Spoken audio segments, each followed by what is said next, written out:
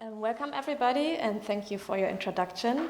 I'm Barbro Scholz, and this is Suzanne Knip-Mooij, as you just heard, and we are here on the behalf of Li Lorian, who cannot be here. As you also heard, Suzanne is a researcher, writer, and lecturer whose research centers on contestations of life in contemporary theater and performance. And she conducts a PhD research at the Institute for Theater Studies at the Freie Universität Berlin.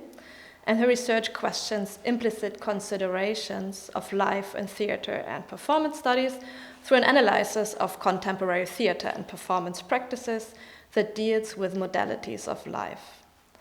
She has a background in theater studies and philosophy, and is a member of the International Performance Philosophy Network. She's educator, coordinator at Spiel Starts, artistic advisor at DAS, and the perfect research extension for this embodied entanglement today. And thank you for agreeing to contribute today. What we're going to present is an attempt of communicating different layers of experience. To give you a bit of the background, Li Lorian and myself have teamed up to collaborate on entanglement of involved human and non-human agents in experience with our material of research. To do that, we conducted 2 residencies last year, and one happened on a distance in a row of 5 days. On each of the days, we individually explored the material of the other. We documented that with different protocols like video and writing and body maps. We uploaded that, what we did, every day to share that experience with each other and to immediately give a feedback on the reflection on what we saw, how we experienced what we saw and how we experienced the documentation. And in the second residency, we stayed together in one place, and next to discussing the outcomes of the first one, we did some practical exercises to deal with our questions. What you will see are snippets from what we did. They are recorded on the go sometimes. They have maybe not the quality you are used to when you see a media art presentation, but we have all the content there is from the process, and that's very important today. We can get started now.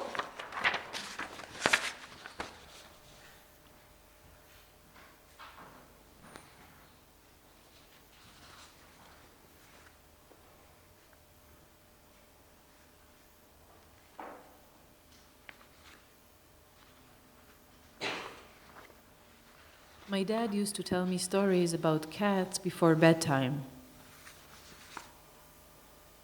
About a white cat with a black tail and a black cat with a white tail. Always the same story, sometimes with additional details, but mostly repetitive. He used to sit near my bed. I remember the feeling of my small body so close to his.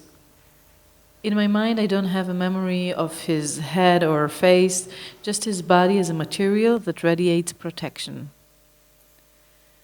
These were not read stories, yet maintained a strong connection to language. Repetition turned language and storytelling into a space of curiosity and expectations, trust and surprise. Telling each evening the same story anew, the stories functioned as our own mythology of cats. Cat mythology. I joined phrases, I memorized sentences, I acted in the story. I took part in telling the story, weaving my childish voice to his.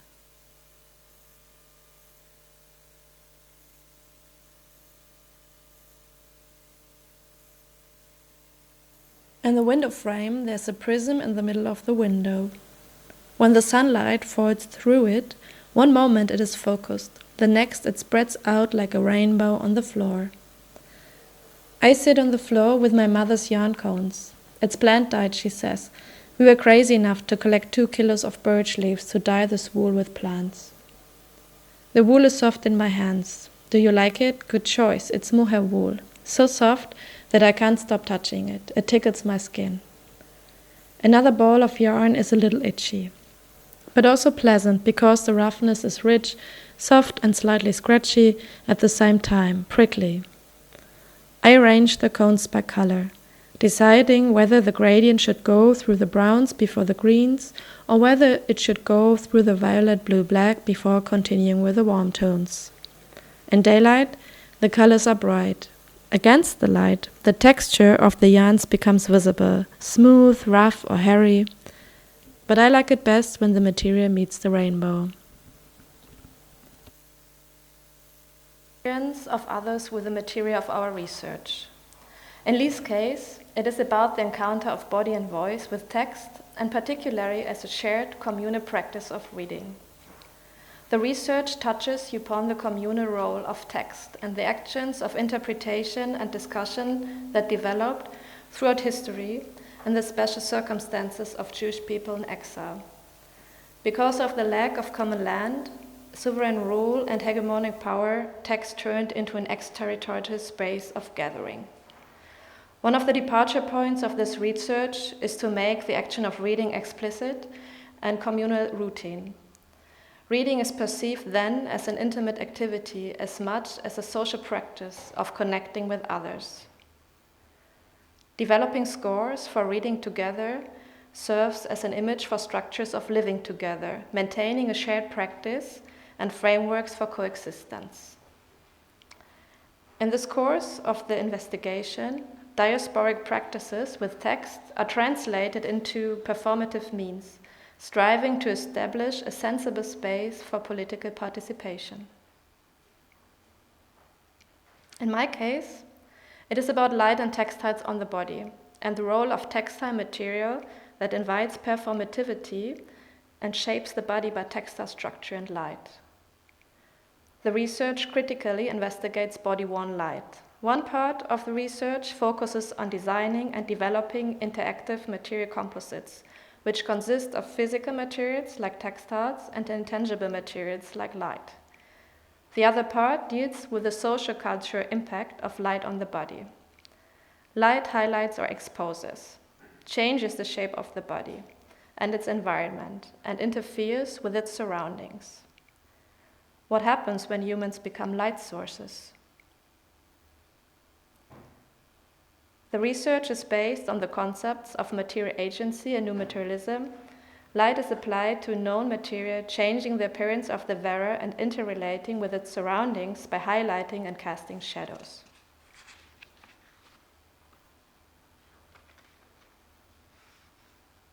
Our research questions were the following. How can we understand better the entanglement of body and material? And how can we document the experience of body and material? In which form can we propose to communicate that experience? As we refer strongly to entanglement theory, we want to clarify how we think about the vitality of materials, human and non-human agents, with that quote by Karen Barat. In summary, the universe is agential interactivity in its becoming. The primary ontological units are not things, but phenomena, dynamic topological reconfigurings, entanglements, relationalities, and rearticulations.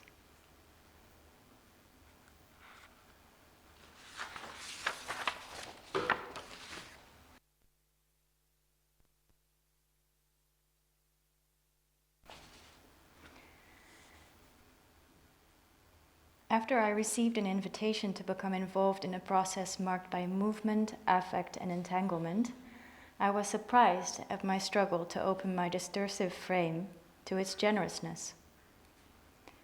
Breaking a fourth wall in a way that unsettled my habitual mode of address. Untying comfortable ways of presenting. Grappling with an invisible proscenium in this auditorium that affords a certain direction of thought. The experiment I'm reading out is simple. It consists of reading out loud, voicing or projecting in your direction whilst not looking at you. This is what happens when my writing is activated auto-theoretically, and I say my, but I cannot claim it as mine. In short, in auto-theory, writing as a speculative practice plays an interesting role in trying to get rid of the authorial I. Auto theory broadens modernist, postmodernist literary discourses to include a wider array of contemporary feminist practices that emerge between academia and art practice. The term refers to the integration of theory and philosophy with autobiography, the body, and other so-called personal and explicit subjective modes.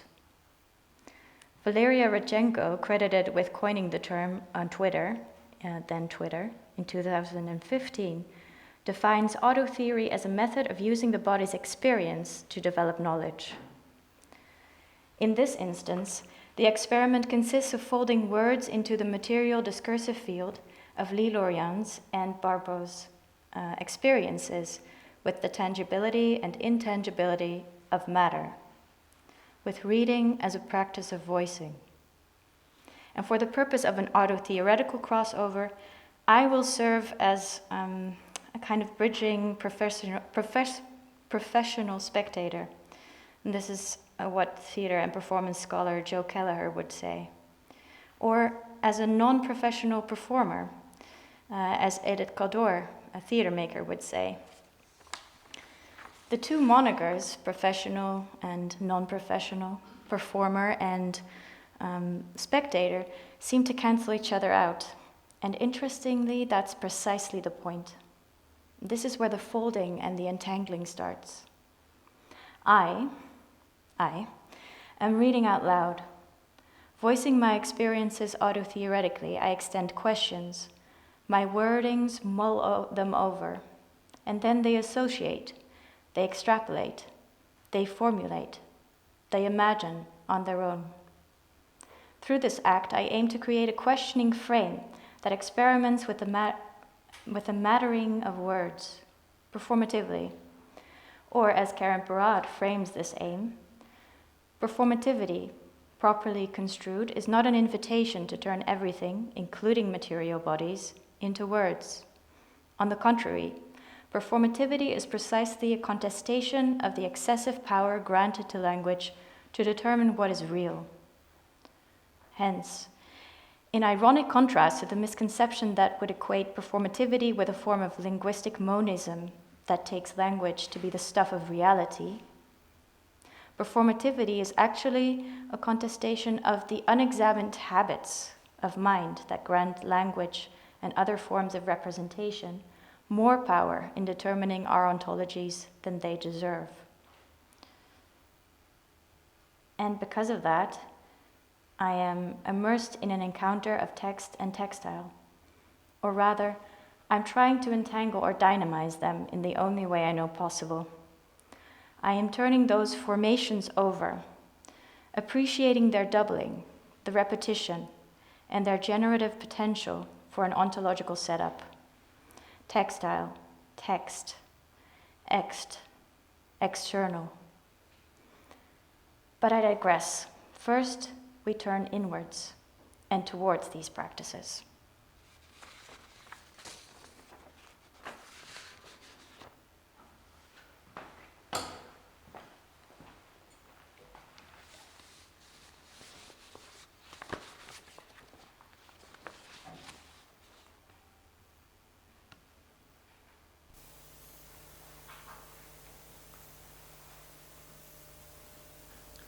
Distance Residency, November 14, 2023. Exercise 2. While I was reading only sequences and single sentences, the words became something else, got a new importance with a new focus. Today, I was more focused on the meanings of the sentences, different from yesterday, where I became part of the discussion, strongly argumenting for the real meaning of the verses. Singular words created relations with each other and created more clear images. The color of the dirty fabric of welfare, for example. I felt more unfocused because I also had to think about the other activity I was doing. What to take next? Where is the needle? Should this go to trash or to materials, etc.? At the same time, the moments where I stand still looking for where I left the text at created stillness and a moment of collecting myself. Introduction, 13/11/23, 5 p.m. Jerusalem time. This exercise was the first time I met both materials, light and fabric. I wanted to have an introduction of how to engage with them in movement. I did not decide on any particular movement and did not have anything particular in mind except starting from lying down and breathing first of all. It was twilight time, and so the background light from the windows changed during the exercise. At some point I saw my reflection in the windows, and it made me aware of myself in a different way. Before that I was more inside, and then went a bit more outside. I felt that I am mostly busy with the materials in terms of distances, of light to the fabric, light being attached to my body, and that this investigation makes me wonder, what is the object? Are these a few objects combined? Mostly it felt that when light and fabric are working together, they create a more complete object. Once they are separated, the investigation is complete. I moved in different ways, mostly slowly. I paid attention to postures and didn't create a flowing movement. I shifted between positions and stayed covered underneath the fabric, mostly.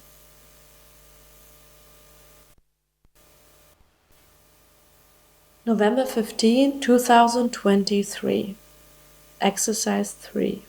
I wrote. While reading, I make mistakes in the readings or pronunciations. These mistakes lead to different timings. Also, sometimes I leave different left spaces in the text, breaks longer and shorter. In the re-recordings, I heard my own 2 or 3 voices at once, the actual spoken one and the one from the speaker. Sometimes it was easy to stay with myself in the actual moment of reading. At the end of the paragraph, I always waited for the other voices to end. When I moved, the heard voices were sometimes further away, thus not as loud as before. The movement distracted me from focusing on my actual reading, which made me jump to where one of the other voices was at. In some moments, I had the idea of braiding the voices around each other, overlaying each other and meeting in the same end. When I moved, the walk through the text became more physical, like taking a walk in the group, sometimes one by one, sometimes together, sometimes jumping to meet the group again.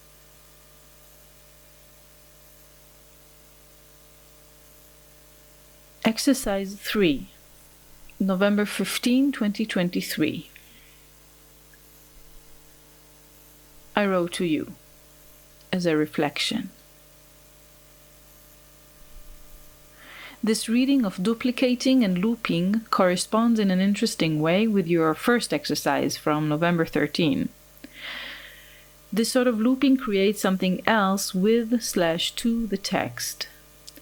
The recordings, rendered together live, create some sort of choir, emphasizing speech. At times it feels that one is trying to catch up with the other, and the parts of fracture, confusement, mismatch create the most interesting situations.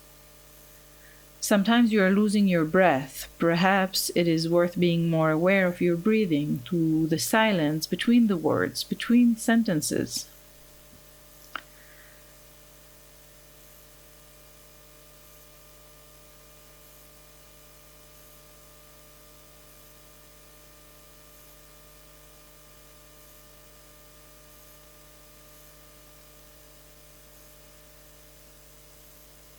Lower body, 16/11/23, 6:30 in the evening.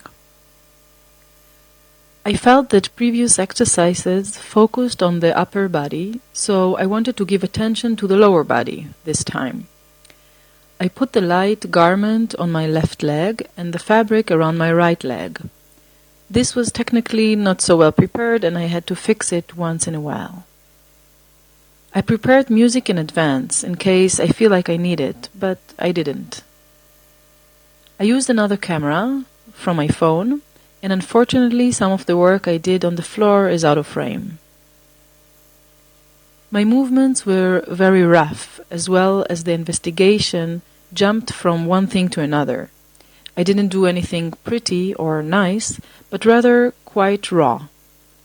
It wasn't fluent, but somehow I enjoyed moving. Something animalistic. I still feel the fabric and light wrapped around my legs, even though I took it off.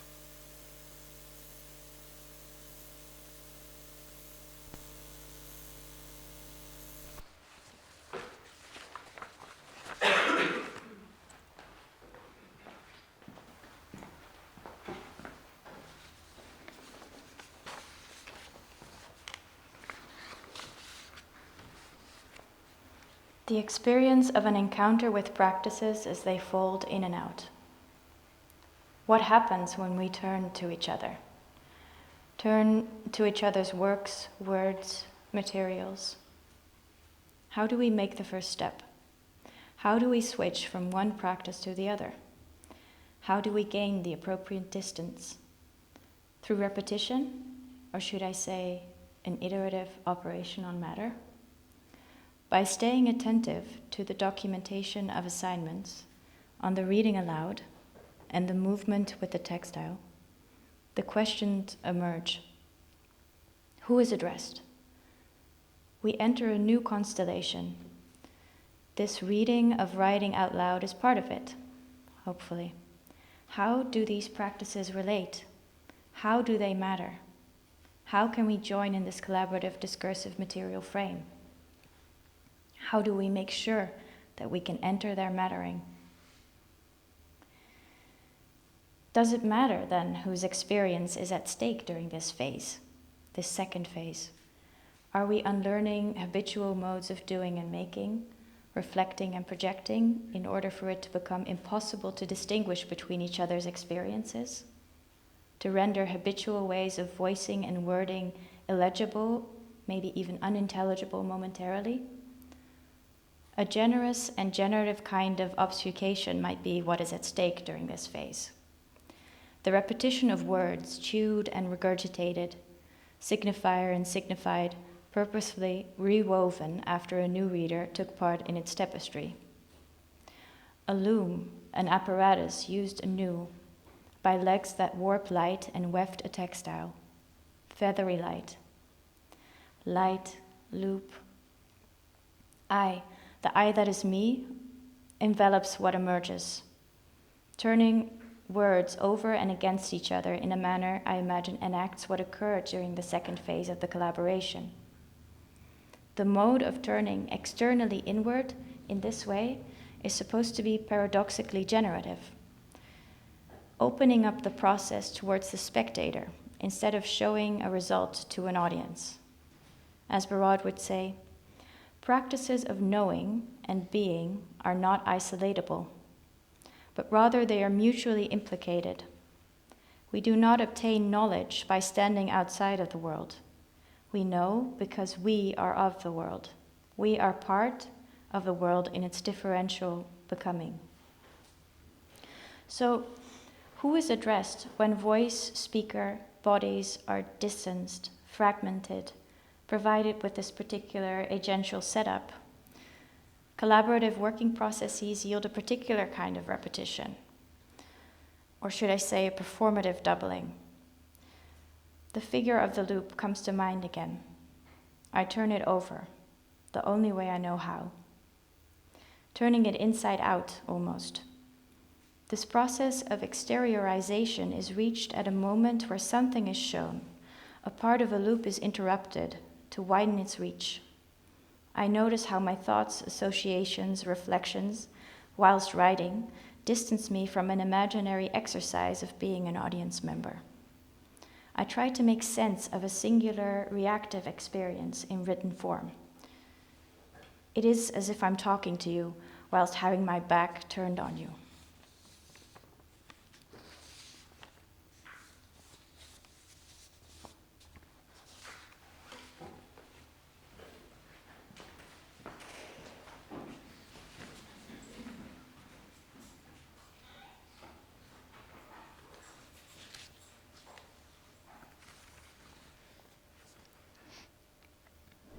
I wrote to Li, November 14, 2023. I like very much how you play with the backlight. The silhouette changes constantly depending on how much a shadow is cast on the fabric. The white fabric, in contrast to your black garments, cut visually. You disappear, or when you at some point look over the fabric, it is surprising. The body part appearing, although it was seen all the time through the fabric, but in very different expression, seems disconnected from the body that is behind the fabric. I like how you use the fabric as a tool. Maybe in another exercise you could think about varying it. I think many interesting moments occurred in your exploration. The textile was more a transformable projection surface than on the body. But I also like the interplay in this setting, the body-textile variable connection that could be interesting to explore further.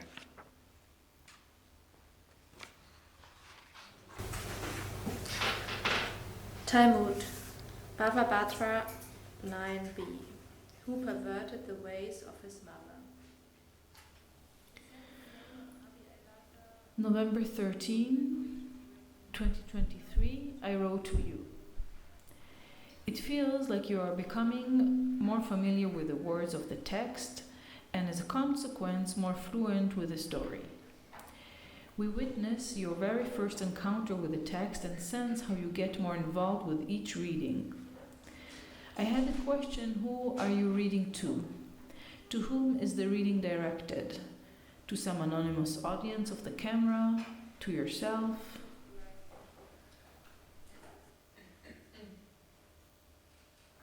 Why was this sag called the infant?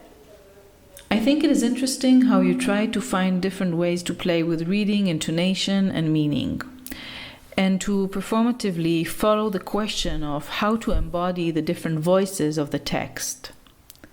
Changing positions while reading was interesting in terms that the text was represented by the space and vice versa, and the different positions in the text then generated change in positions in space.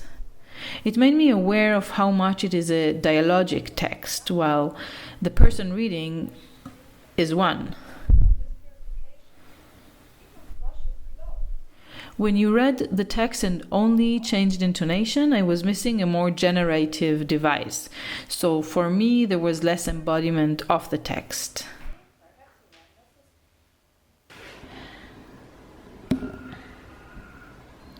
Today's exercise made me think. In the sense of what the material invites you to do,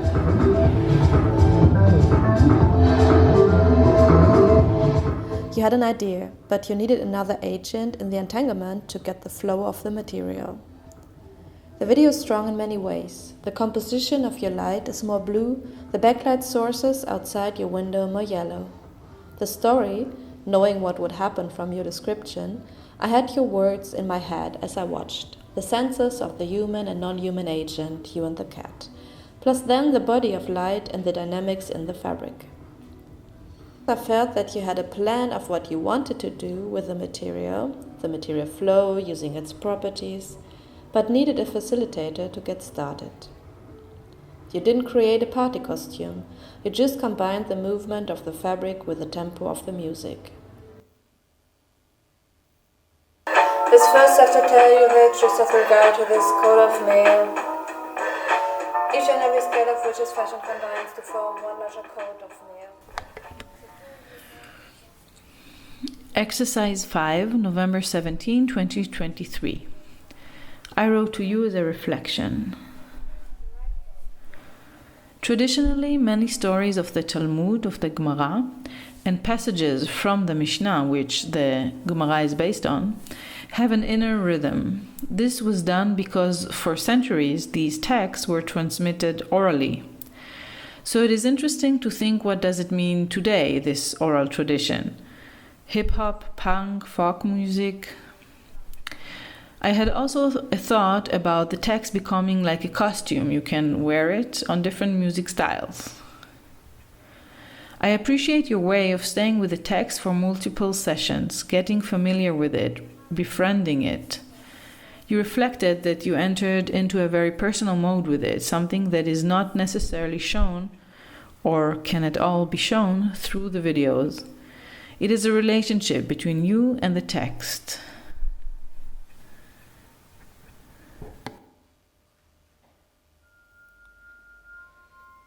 Exercise 5, November 17, 2023. The body extension with the animal inspiration was inspiring to me, as it questions the role of the human in the entanglement and the expression achieved. I like to play with the animal theme more, and I think this more playful expression inspires me, and I could call it joyful interaction / performativity / expression with light textiles. By covering your face, the fabric becomes your face. The open fabric that starts as a tube allows you to have more options with the light. I think you achieved the level of anime expression that doesn't evoke a specific animal, but creates connotations on a subtle level. The white fabric connected with white space. For me, it created an external and internal view of a light body. Your face was inside the fabric. Sometimes the fabric looked connected with the fabric on the floor or the walls. So it was not always clear whether I was looking at the luminary from the outside or the inside. Also, the light cast on the white walls combined space, textile body, and light. Through the video, I perceived the mattress as a soft stage. As the white color connected the mattress with the walls and the textile light, it raised questions for me about when a stage is a stage or a performative space.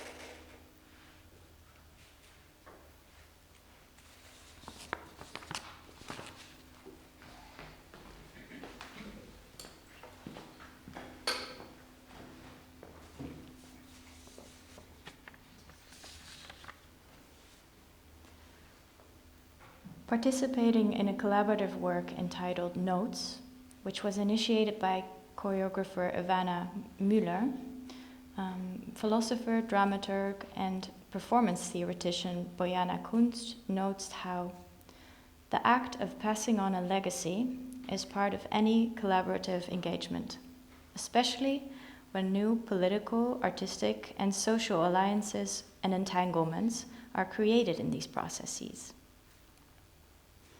Projecting ourselves forward, moving into a mode of futurity, and assessing the particular temporal dimension that comes into being between two artistic practices is a challenging project to take on as a temporary collective body. Since these words are an impulse for each new chapter, I sense we are finally, maybe somehow, on the same page, temporally. Together, we might project our expectations, affective comportments, and questions on the potential outcomes, results, or in short, the afterlife of an ongoing collaborative residency.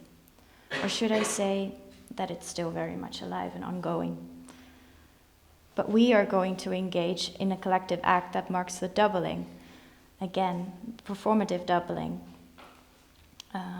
as a modality. In other words, it's an exercise in generative imagination, an act of imagination that will propel us forward. And as a first step, I am questioning if and how the act of passing on a legacy, which sounds more grave than I mean it to be, connects to the making communicable and to the documentation of collaborative practice. What does this particular act mean for artistic research collaborations? Is the act of passing on a legacy, in the sense that Bojana Kunst refers to, contained within the work? Kunst remarks on this. In recent decades, there has been a great deal of work, in practice as well as in academia, on the temporality of performance, particularly in unsettling its ontological fixation on disappearance and liveness. Dance and performance art have discovered their own past, developing practices of return, looping, repetition, and replay to challenge the exclusivity of contemporaneity and its grounding in the colonial history of the West. This return to the past also opens up a freedom of reinventing performance and unsettling its canalization, opening up other invisible practices and histories. The material goods produced by these processes are thus an inseparable part of the working ethos, resisting the historical hierarchies present in the way the work of performance is or should be produced and organized. What sets an artistic researcher's entangled collaboration apart? Perhaps passing on this research in progress or process entails a rigorous experimentation with multiple materialities, in this case that of text and textile. Their interwovenness would have to become communicable. And then again, this question comes up: who is addressed in this communication? Which directedness is inherent in this address?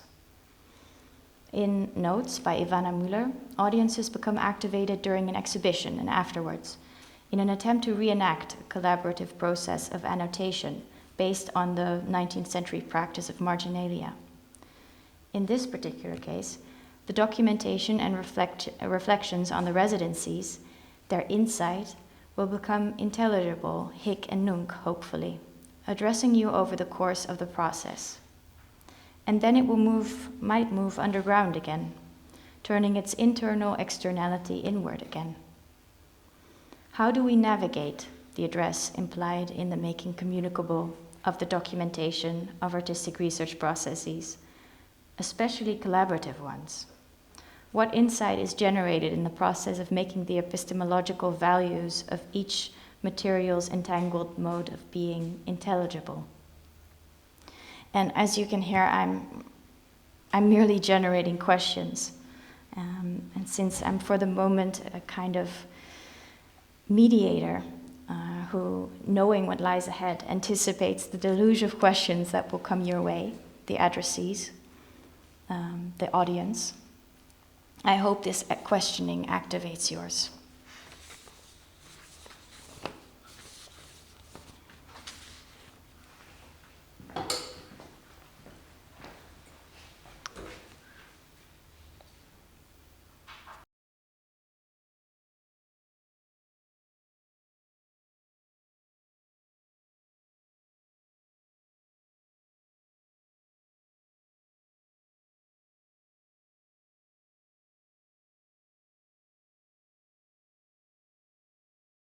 Exercise 1. In your exercise with the voice, I learned how the text became a tool, a source of sounds to be vocalized. I realized how untrained my voice is and how long it took me to understand the exercise itself. Through this abstraction and our mixed voices, I felt something about reading together, even though there were no more words with meanings. Sometimes the voices created something together, and sometimes I was only busy concentrating on my sounds. I enjoyed it as an abstraction of reading in a group, and somehow as a final output of deconstruction. I also realized more about the tools and methods used in performance that I was not aware of, although I know they are there. This was eye-opening and gave me a new understanding of how micro and macro we could work, but also a kind of insight into how I need to look for or ask what I want to try in collaboration.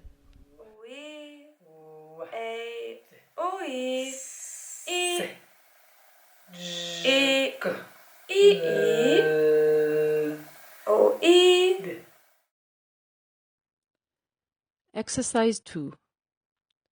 You suggested using following as an exercise with light and textiles. Interestingly, you brought this method from design research, where people already borrow from the performative arts. In this exercise, we followed each other by moving with a fabric and a light source. In the first part, I followed you. What was very powerful about me following you and you following me as we moved with light and fabric was that we both learned how the other person looks at the materials and how they intuitively begin to explore them. For example, I realized that you start from the material rather than from the body. It seemed to me that the movement of the textile was more important than the movement of the body, that the material interaction of light and textile came first. For you, it seemed to be the protagonist of this exercise. Participating in each other's practice intertwines, at a distance but also in the exercises, and raises further questions about the intertwining of embodied experiences and the influence of each other's research.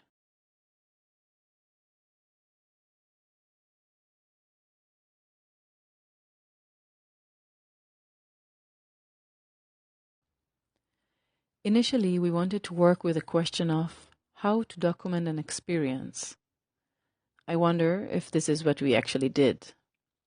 I think we did several things at once.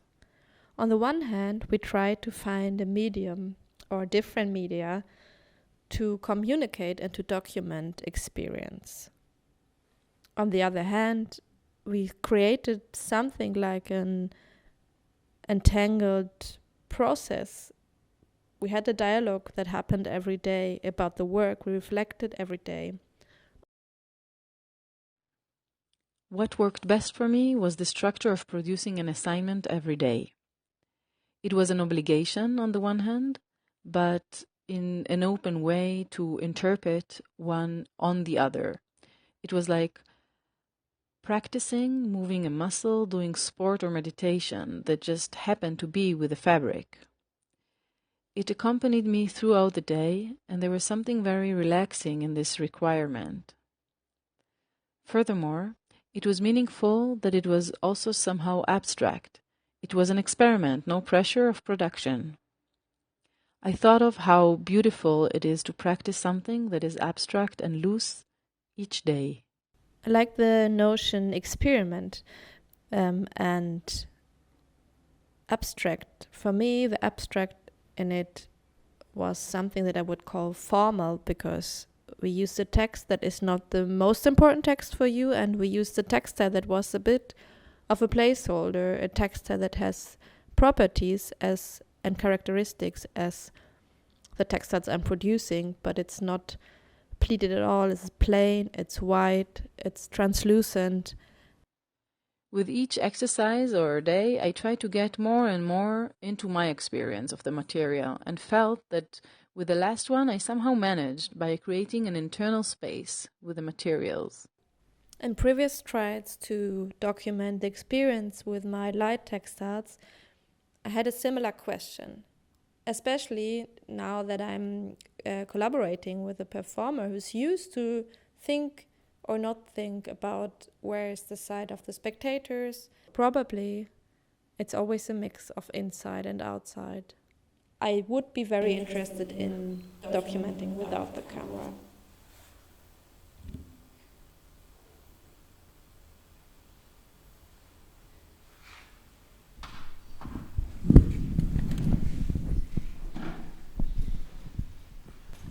So, Susanne, how was your experience in entering this collaboration? It's a good way, I think, of opening up the conversation to everyone. Because that's what we're going to do now. The experience for me, I think, when you invited me into the process was, I'm curious how it resonates for the audience here, because it really felt like you were allowing me into a space that I know is really important in artistic research processes. And as your collaboration is kind of a new endeavor for the both of you, it felt like really a generous way of inviting me in, because you immediately gave me like a lot of material to work with, and it was generous in a way where you also didn't direct me immediately towards a set aim. Of course, the exercises were there, and that structure was there, and you had the research questions. So, also to be honest, it took me a while to position myself in relation to it.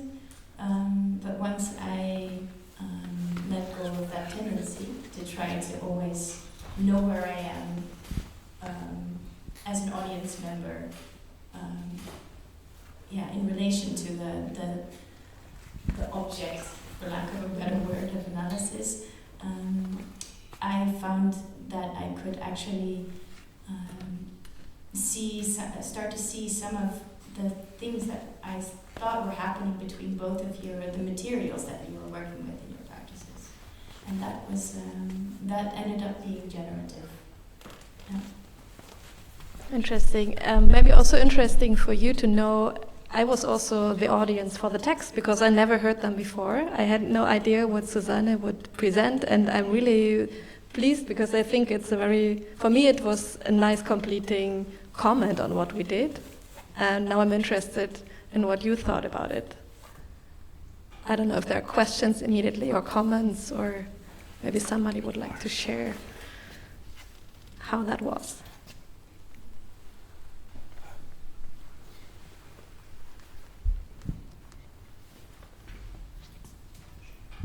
We can also do more small talk here, and then you raise your hands when you're ready. Yes, so everybody who has a comment or a question to us is welcome. I can tell do we have somebody? No. Okay, good. Okay.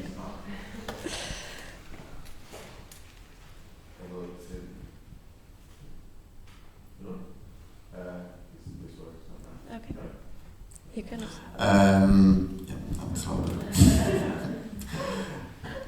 And it's still in the process, but I'm just trying to tie a couple of things that I related to throughout and see how that unfolds. The beginning was quite, I got quite attached to something that happened at the beginning with this story that Li is telling, because I felt that was quite a strong opening in this question about the narration and this corporeal experience that she talks about when talking about the story that she was being read as a child. And immediately after there were some questions, I think, about collective experience. So the question about some of the challenges that I understand that you're going through in your collaboration, which has to do with this, if it was clear, this kind of exchanging the areas you're investigating, on the one hand playing with textile and light, on the other hand playing with text and reading performativity. So that initial story immediately brought questions about something that was a very individual experience, but how could that become collective? I'm curious if you can say a little bit more about that, and I'm trying to remember now, but I have a kind of mesh of things from what you see that it's a bit confusing in my mind. But I think there was a moment in which you also talked about some kind of method you were following in which I think there was clearly not an end result. There was something that was all in a kind of really quite open process in which you were not sure about where that was going. So maybe I'm curious about this relation between these two sides. On the one hand, the question of from an individual experience to a collective experience, and what is helping you as a method to work on that, especially if you define or not define on purpose a particular aim that you are heading towards. So I'm curious if that opens up. Yep, thank you. So maybe I can explain it best with the residencies that we conducted. So in the first residency, I think we created an experimental setting where each of us could observe somebody else exploring the material of our research.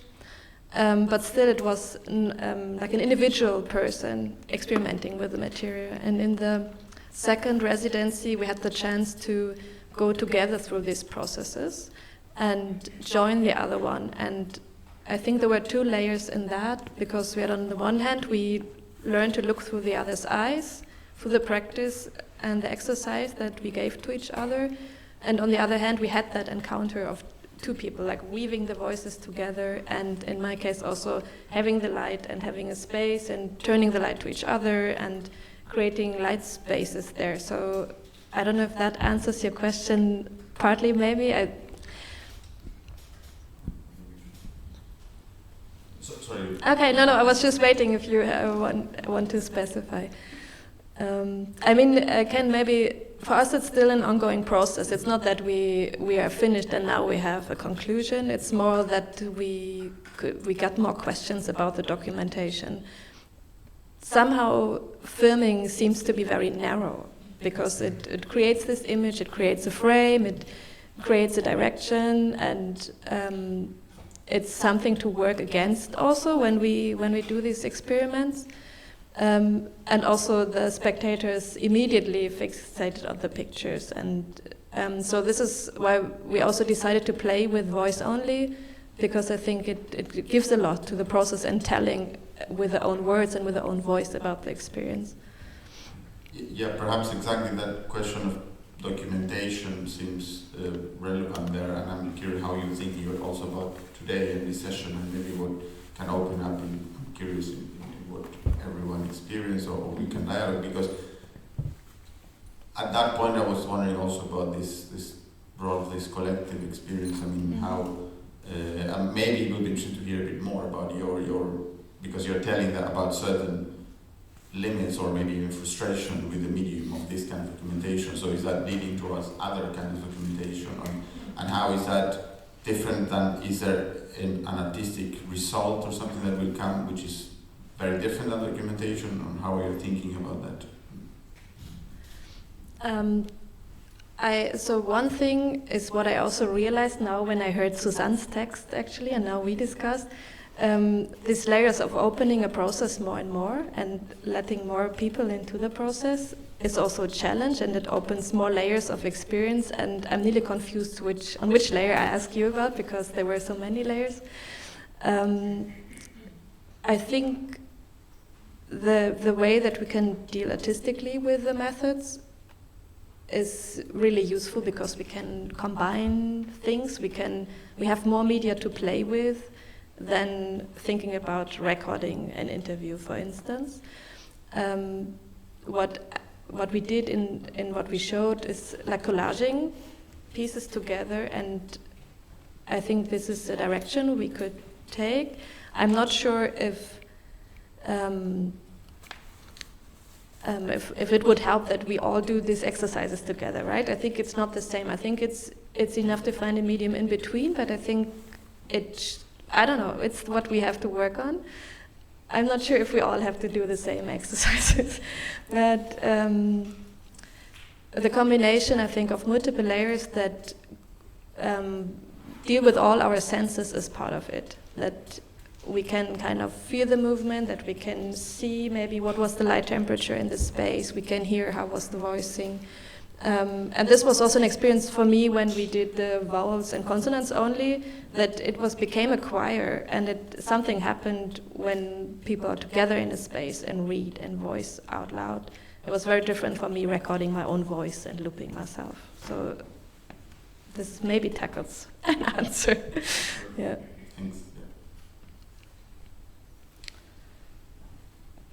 But maybe I feel like that was part of your question that we circled around now, but we didn't really get to address, because I think this is part of the last set of questions that you and Li came up with after the second residency, reflecting on it. And yeah, I too seem to sense maybe some frustration with the medium of film or video, as you say. I'm wondering, is there going to be a decision now from you and Li, because it's an ongoing collaboration, right? So I had in the residency 1, we also used body maps. These are like outlines of the body, and then we try to mark with sketches and colors and different ways of taking visual notes what we experienced, but we felt this was also too flat. This didn't work out. It was just like another layer that was unnecessary. I have the feeling that film stills or pictures together with spoken experience is often stronger than a video. Maybe because it's more focused on a certain image. We also think about using, there are these. Could you go more into embodied practices or meditative practices to search in our experiences and memories, and maybe find out more things that we could tell. Yeah, but I have the feeling the video could go aside a little bit.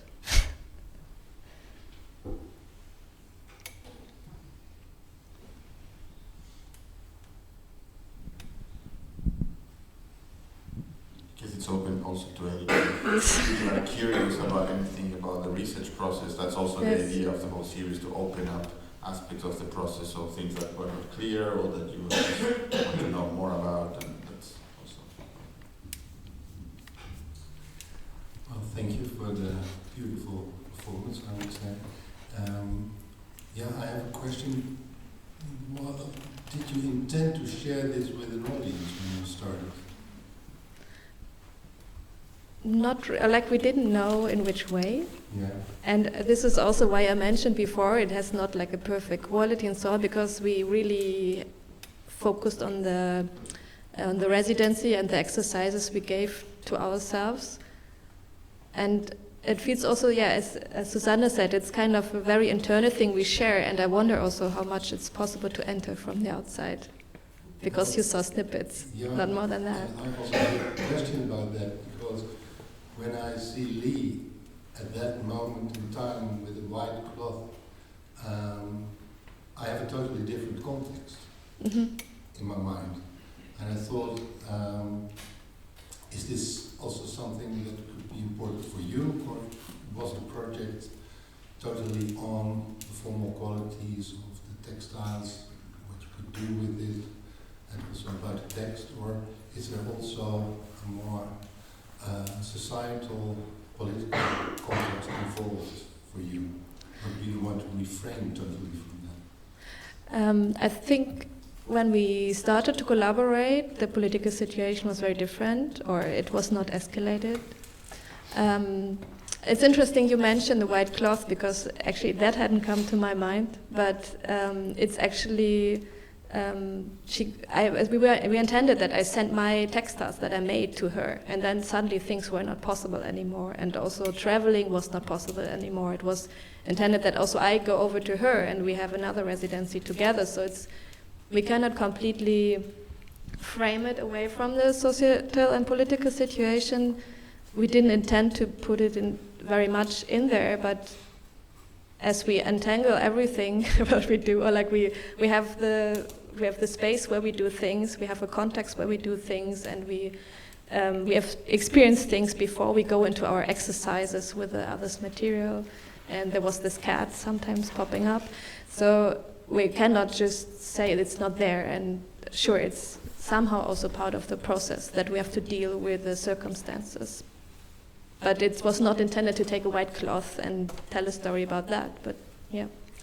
I thought that it was not that way, but if I look at this as an audience member, it is in my mind. Yes. And I can imagine that for you, other things were more important at that moment. Yes. Doing the exercise.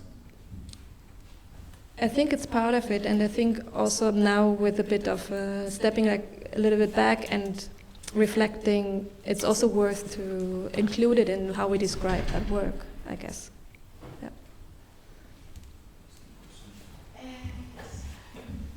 Hello, thanks for the talk. I have a bit of a more practical question, I think, but I would, on one side, be curious to hear a bit how it all started, like how you met, how this idea came into being, because you took us into the process, and it was really beautiful to see, but I have a bit of difficulties to understand the bigger picture. So for once, the starting point would be really interesting, and then also how you imagine this to develop further in the future. Thank you. So we met in the Page Darts program. We are colleagues there researching materials, intangible and tangible ones. And my work is about light and textile on the body, so I'm dealing a lot with thinking about how transformable textiles should be, where do I have a light source, how is that combined on the body, and this is the material part, and then there's the social cultural part, what does it do when humans become light sources. So that was my start of departure, and Li works with a setting of people reading together in the diaspora and thinking what does it mean in a space and how can we translate that to today. And we both work with the aesthetic experience of doing that. And this is how we came together, like thinking, okay, what does it in a sensory mean to read or to wear something, and also to meet somebody who's reading or meet somebody who wears a light, and what happens if two read together or two shine together, what does it mean? And this is how we met and came together. We had the feeling we have different materials, but we look for similar things in that experience, and this is how we started. And we had way more complicated ideas how to start the collaboration, and I really liked that we just swapped materials and looked what happened. Great. Yeah, Yeah, and you want...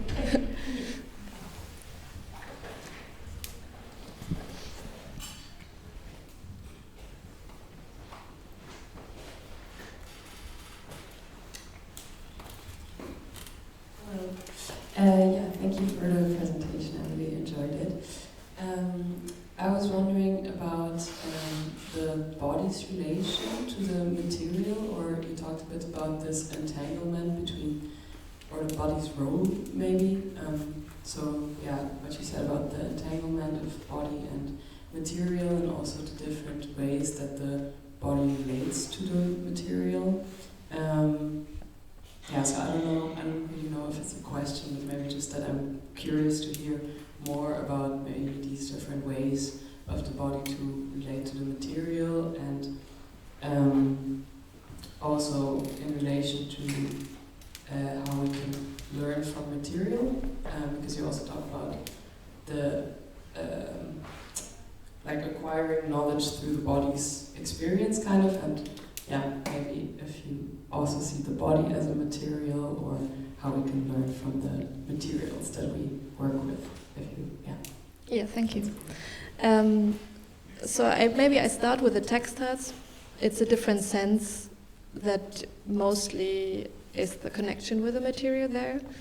And I'm also interested in what structure or what feel invites for certain ways of performativity, if it's a stiff material or soft material, if it's translucent, has it a fold and it opens wider than expected.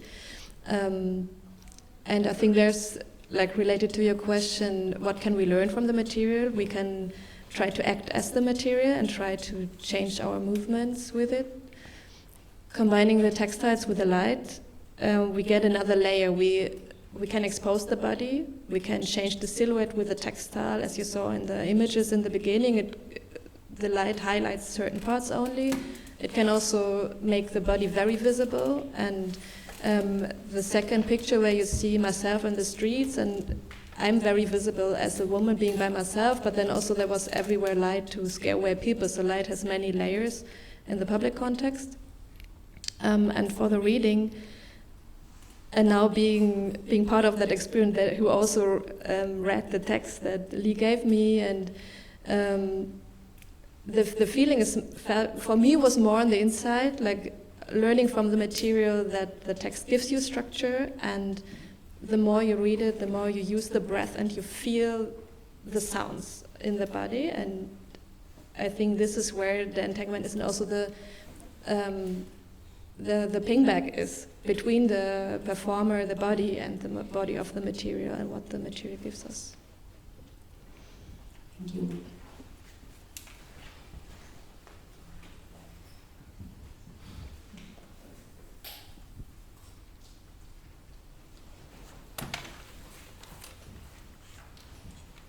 Thank you for your presentation too. I have a bit of struggle to formulate my question, but I'm going to try. So the three elements of text, light, and textile. I'm still searching a bit on how all of these three connect, and how you learned from each element about how to use the other. Because, for example, the text, you dissected it a lot when you did the vowel thing, and in your reflection, Susanne, you said that in the interwovenness, the direction of communication is not very clear anymore. So I thought it was a super nice picture that the text is as interwoven as maybe the fabric art, and how light as direction gets through it. So I've been wondering how you see this and how you experienced it. We try to see the text as a material, as we also see the textile as something that has a structure. And this is also why I was fading out the text a lot, because it was not so much about what the meaning of the words was there. It was more about the rhythm and what it gave to the way of reading. And it's actually interesting now you mentioned what Susanne said, because I thought about it too, that as soon as we read, we also kind of practice what we talk about. And this was an entanglement for me presenting what I showed, because I read a text about reading a text that was confusing me somehow as well. Maybe to clarify so I was reading too, but I was only reading and I had different settings, and then Li had the light and the textile. So it was separated at that point. And we didn't mix the materials at that part, so it's maybe that was unclear at some point.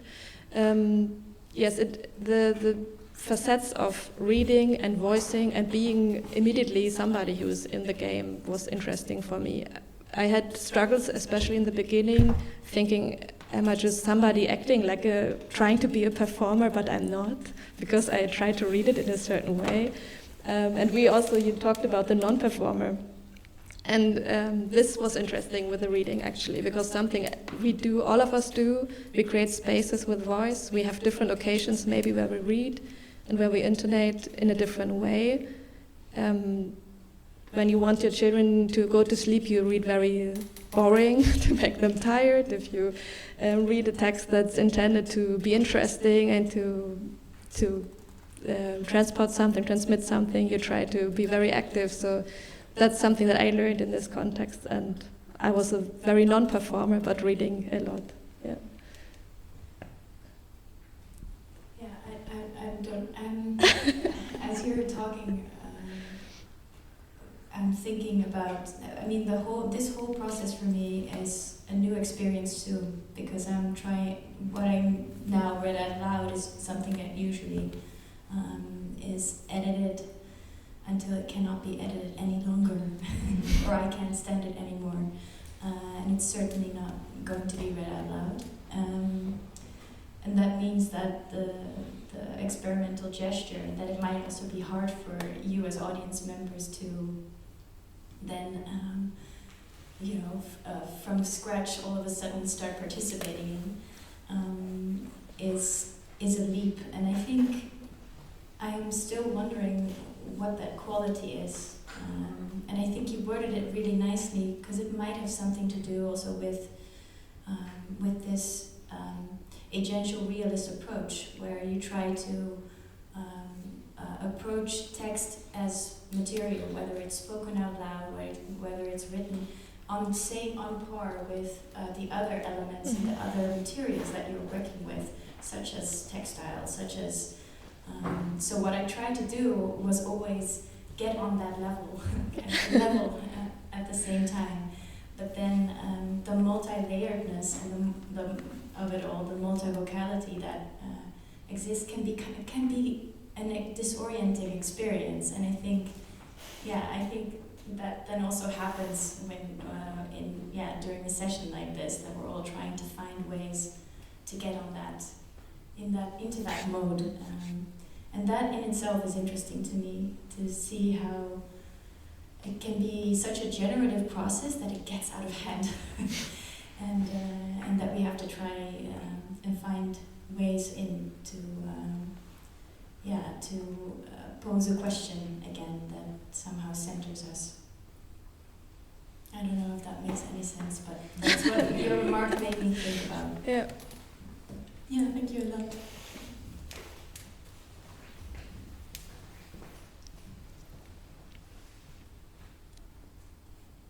Maybe also just a bit until we have a next question or no question. I found it very interesting how, for me, hearing your text also the first time, how much you had entered actually, because it was like an extension of what Li and me did. So I feel that like this is also an answer to how do you continue this collaboration if it becomes bigger in a way. It seems like, I mean, I was joking about the research sidekick before, but it seems that you gave an impulse to us, continuing on other layers, and I just wonder when can we make this experiment really accessible to an audience, because it seems now we experimented with the experiment to see what happened when you hear it.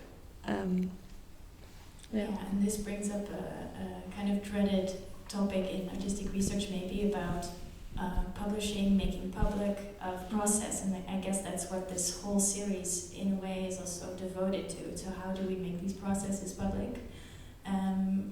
And yeah, in this case the question also might be, how do you do that with a process that is ongoing, because it's not finished? You really got to see into it. I mean, I think you're continuing, right? You're not going to... Yes. Yeah, so, yeah. I'm just curious, in that continuing and following and the question also on the question of learning, is can you tell a little bit about that, exactly how you see what's coming, and is there a moment where after this exchange you kind of go back to your, let's say, original material in some way or not, and is there, do you see a way in which you have been learning, let's say, and that your work on the text kind of comes back into your work with the textile and light? How's that? I mean, that's now my take on it and not Li, so I don't know.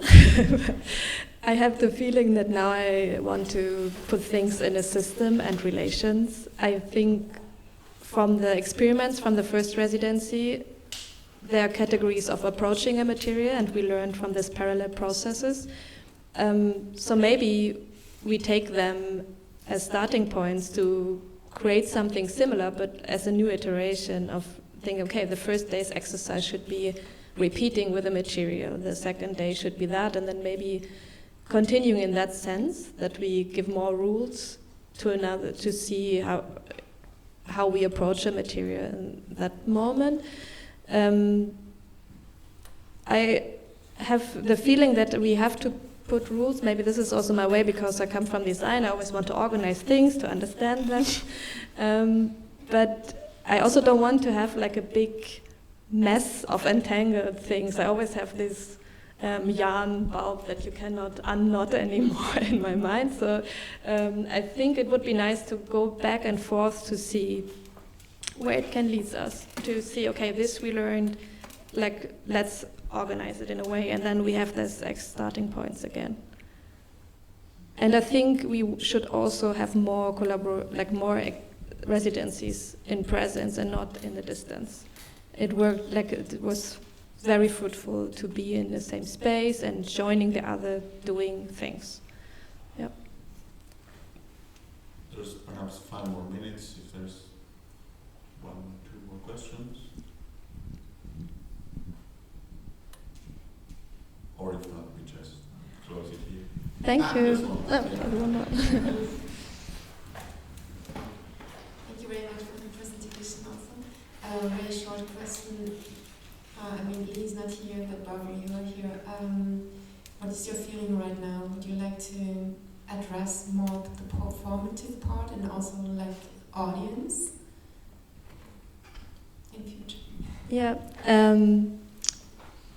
So I think the performance is something that I would dive into more and more. Li, coming from performance, she, I think, used it already as a tool, and for me it's, I want to learn about these tools more to see how I can use it in my research. For Li's research, it's already entangled with an audience and with performers, so there it's already blended. And maybe this could be interesting to combine these 2 takes also. For the light textiles, to not think always on something that's separated from the audience, but maybe something that entangles more. Yeah, I think that could be part of it. Yeah. Okay, well, thanks a lot, Barbro, Suzanne. Well. Thank you, Suzanne, for coming and joining. Thank you for coming.